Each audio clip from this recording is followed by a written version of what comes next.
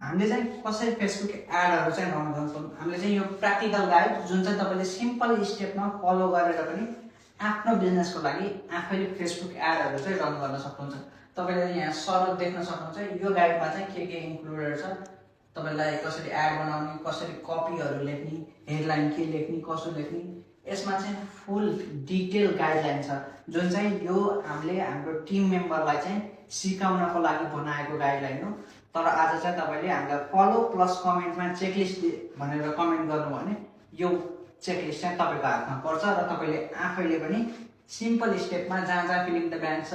हुन्छ नि, अडियन्सको हेडलाइन के, अफर के, एक्स्ट्रा भ्याल्यु के दिनुहुन्छ, सिम्पल यो स्टेपहरू राखेर च्याटजिपिटीलाई फिलअप गर्नु भने पनि तपाईँको बेस्ट एड कपी चाहिँ बन्छ र तपाईँले चाहिँ त्यो गरेर चाहिँ अपलोड जस आफ्नो एड क्याम्पेन रन गर्नुभयो भने तपाईँले चाहिँ बेस्ट रिजल्ट पाउनुहुन्छ, जुन चाहिँ हामीले सेम कपी युज गरेर एकदम बेस्ट रिजल्ट पाइरहेको छौँ है त। सो यस्तै भिडियोको लागि चाहिँ फलो गर्न चाहिँ नबिर्सिनु होला।